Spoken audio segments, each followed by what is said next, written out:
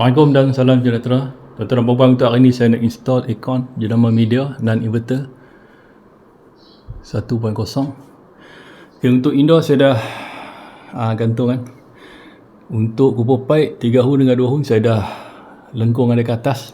Lubang saya dah tebukkan untuk naik ke ceiling.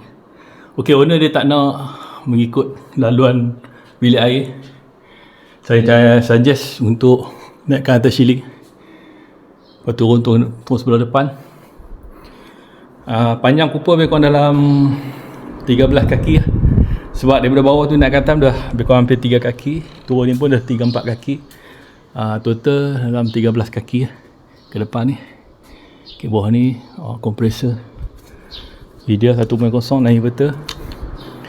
Ok, sekarang ni untuk cooper pipe saya dah naik lah tadi. Ok,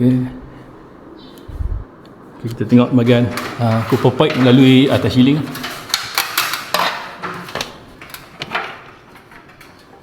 Ok, satu lah saya tengok pendawaian agak mengerikan. Ok, agak bahaya lah macam ni. Ok, dia letak gini, dia buat kabel soket. Kabel soket dia turun macam tu, dia masukkan dalam extension pipe. Ok, dia buat untuk washing machine, mesin basuh. Saya kabel 1.5. Ok, macam ni bahaya. Dia letak atas ni, in case akan datang untuk technician, sekiranya dia tak buka atap, gelap, takut dia terpijak. Takut terpijak kabel ni. Ok, dia punya kabel ni pun, penembak dia pun nipis. Yang ni tajam. Kalau boleh terjadi, dia punya kabel ni akan bocor. Lepas tu dengan geseran macam ni dekat ni, dia punya C chain ni pun tajam, bahaya. Saya akan info pada owner untuk masukkan dalam dia punya casing lebih selamat. Dia letak sini sampai sana, sampai ujung, bahaya. Ok, saya pun nak risau ni, takut saya lainnya pakai slipper kalau macam ni. Ok, kita tengok kat cooper. Ok, slow-slow. Slipper saya tak pakai slipper, dah kebetulan dah sampai atas ni. Teruskan, tapi perlu berhati-hati ya. Takut kita pijak kabel ni. Ini pun macam ni. Ok, saya maklumkan pada owner untuk pasangkan dalam dia punya kurang-kurangnya dalam PVC ataupun dalam flexible pipe. Ni yang asal, yang baru penambahan. Ok,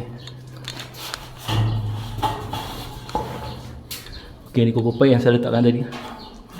Ni yang saya masukkan 13 kaki. Sebab dia turun ni pun dah 3 kaki sampai ke bawah. Sana depan pun sama. Ok, ni pun saya buat lebih kurang dalam 14 kaki.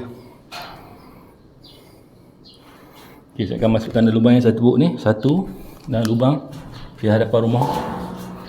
Ok, ni satu.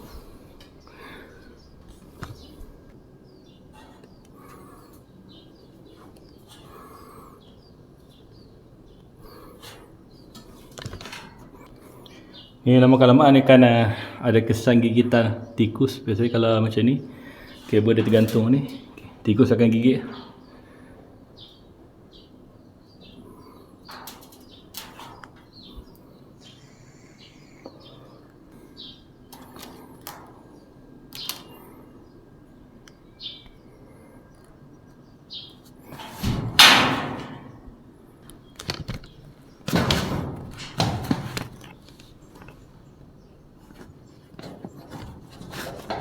Lagi pipe ni tersentuh dengan cooper pipe yang bawah. Nanti ukuran kita potong ke bawah ni. Ok, saya dah siap letakkan cooper pipe dekat punya cooper pipe yang dekat indoor. Dan ni untuk kompresor sebelah sini.